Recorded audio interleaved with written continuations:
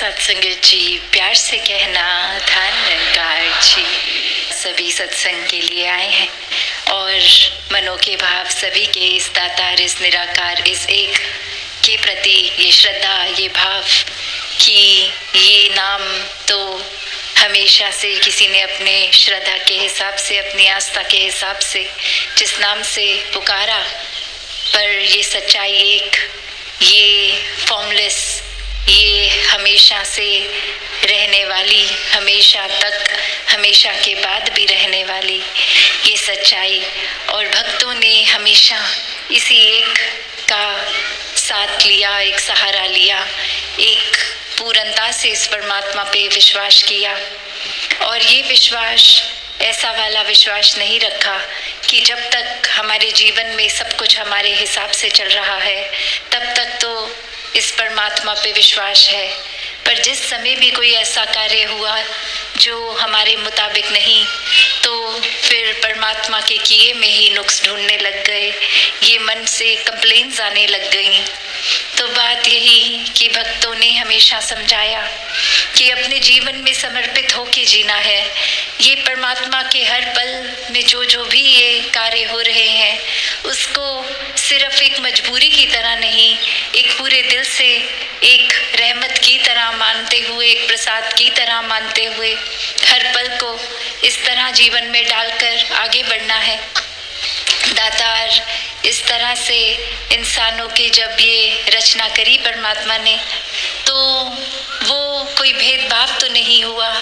एक कोई संसार की रचना में जैसे एक पैदाइश हुई है तो वो एक जगह के अनुसार ये ज़रूर हो सकता है कि थोड़े एक जेनेटिक रूप की जहाँ बहुत सर्दी है तो उस तरह से ऐसे जीन्स आ गए हों कि वो सर्दी को शरीर एक अच्छी तरह झेल ले, और जहाँ गर्मी उस तरह से ये रंगों में भी चमड़ी के फर्क आ गया, एक खाने पीने के तौर तरीकों में फ़र्क आ गया।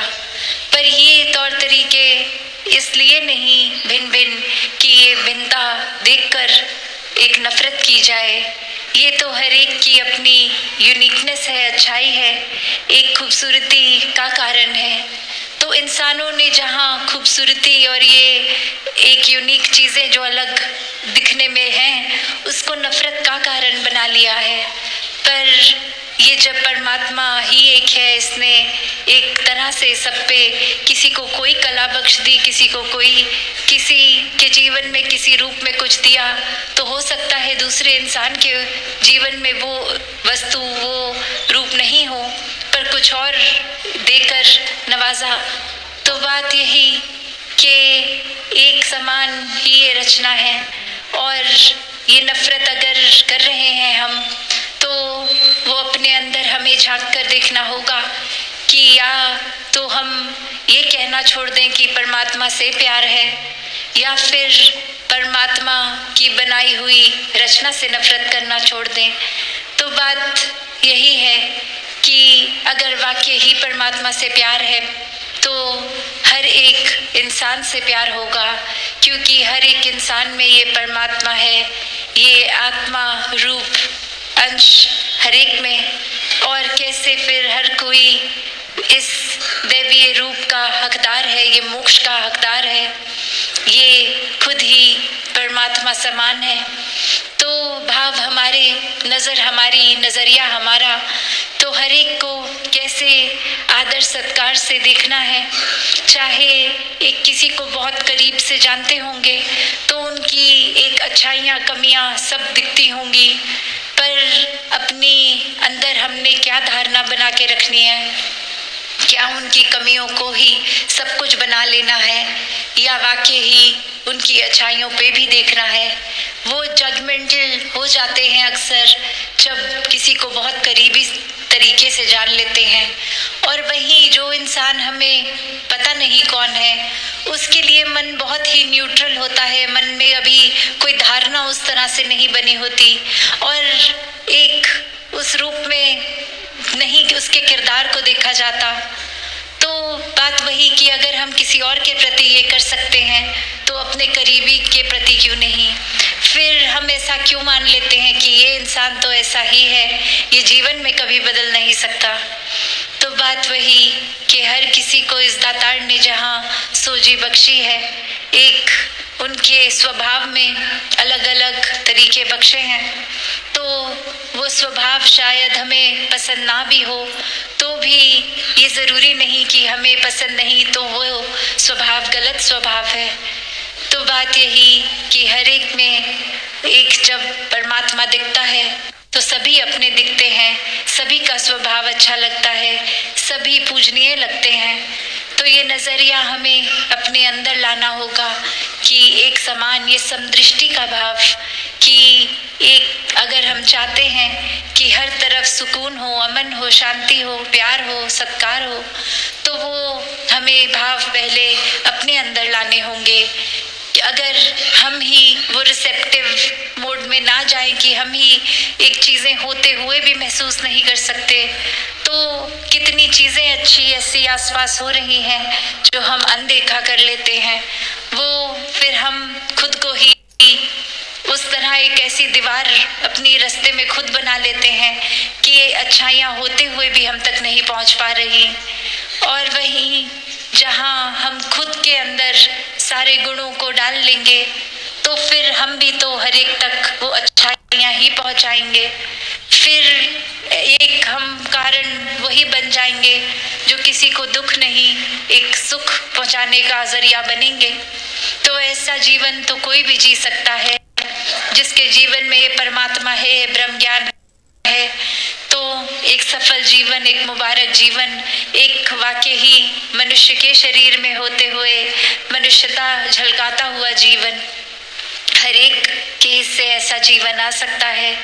और हर कोई इस फिर नज़रिए से हट जाता है, अपने पराये के नज़रिए से। सभी को एक पूरे संसार में जाने अनजाना हर व्यक्ति अपना लगता है।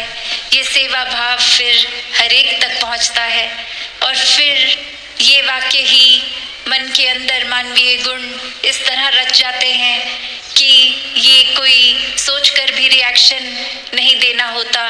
एक खुद ब खुद ये जिस तरह हमारे अंदर जो है वो बाहर एक दर्शाया उस रूप में, एक दिखावे रूप नहीं, एक नेचुरल तरीके से आ जाता है। तो हर कोई जहाँ इस संसार में एक बहुत ही मधुरता रखते हुए स्वभाव में जी सकता है, वहीं अपने मन को इस परमात्मा की लगन में इतना रंग सकता है कि हर कोई फिर कोई भी कार्य करते हुए आसरा, एक ध्यान, एक विश्वास इस परमात्मा में लगा के रखे। और इसी तरह ये जीवन के फिर नज़रिया इस तरह बदलता है कि अपने दुख सुख से ऊपर होके ये आनंद की अवस्था आ जाती है। फिर ये नहीं दिखता कि जीवन में क्या नहीं है, वो शिकायतें ख़त्म हो जाती हैं।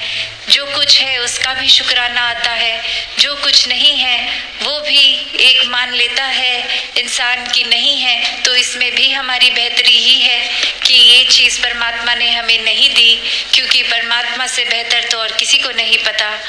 तो हर कोई जहाँ भक्ति में जीवन जीता हुए एक संत की अवस्था प्राप्त कर लेता है।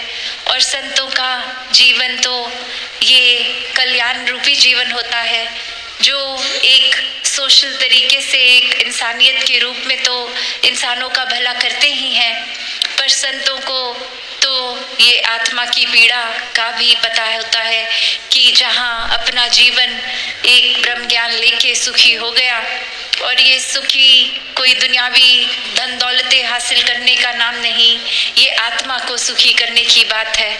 और संतों ने जब अपने जीवन में ये खुद देख लिया कि ब्रह्म ज्ञान से, इस परमात्मा से, इस निराकार से जुड़कर वाकई ही ये आत्मा की पीड़ा एक खत्म हो जाती है, वहीं फिर संतों का यही स्वभाव है कि वो कोशिश में लगे रहते हैं कि हर कोई इंसान अपनी इस पीड़ा से मुक्त हो जाए, एक आत्मा को अपना निज घर का पता चल जाए कि जीते जी भी इस परमात्मा के रंग में रहेंगे तो जीवन बहुत ही सहज आराम से निकल जाएगा। और जीते जी ये मुक्ति के हकदार हो के फिर ये भी पता है कि आखिरी श्वास के बाद शरीर का जो भी होना होगा, ये कोई रिश्तेदार ये सब देखेंगे, पर ये आत्मा ने कहाँ जाना है, कहाँ से आई है। तो ये ब्रह्म ज्ञान की दात, ये एक सच से जुड़ने की बात है। तो हर कोई इस सत्य को हासिल करते हुए अपने जीवन को सुखदायी कर सकता है। दातार कृपा करे हर कोई सेवा सुमिरन सत्संग से जुड़कर इस निराकार से जुड़ के ये जीवन को आगे बढ़ाता जाए। सत्संगत जी, धन निरंकार जी।